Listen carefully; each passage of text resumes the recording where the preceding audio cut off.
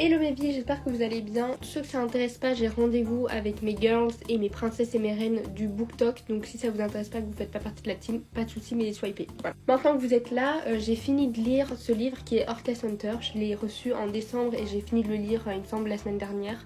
Donc oui, j'ai mis énormément de temps à le lire. C'est un livre qui paraît vachement épais, mais il est quand même écrit en grand. Donc c'est pas aberrant, ça se lit assez vite. J'ai mis, je pense, bon 4,5 sur 5 à ce livre sur Goodreads parce que je fais vraiment partie de la team du BookTok. Pour ceux qui ne sauraient pas du tout de quoi parle ce livre, c'est un peu un enemy to lover, donc il y a une petite histoire d'amour, il y a même un petit triangle amoureux, donc ça c'est intéressant.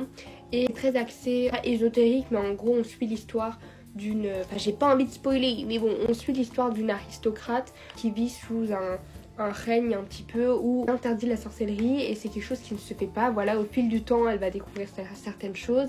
Elle a dénoncé sa grand-mère qui faisait partie de la sorcellerie parce que dans cette société-là, tu es obligé de trahir quelqu'un, pas de dénoncer quelqu'un pour pas être accusé de sorcellerie.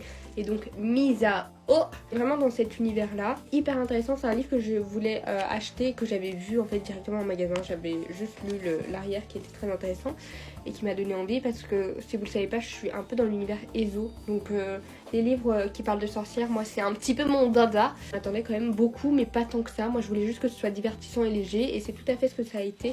Comme je vous le disais, j'ai mis 4,5 parce qu'en fait il y a une problématique centrale entre l'actrice principale, mais entre le personnage principal et le deuxième personnage principal, et cette problématique revient à chaque embrouille, mais en fait c'est toutes les 3 pages, donc par pitié changeons de disque quoi, changeons de texte. Mais mis à part ça, je le trouve très chouette. Je vais certainement aller acheter le tome 2 qui sort en avril parce que j'ai hâte de lire la suite tout simplement.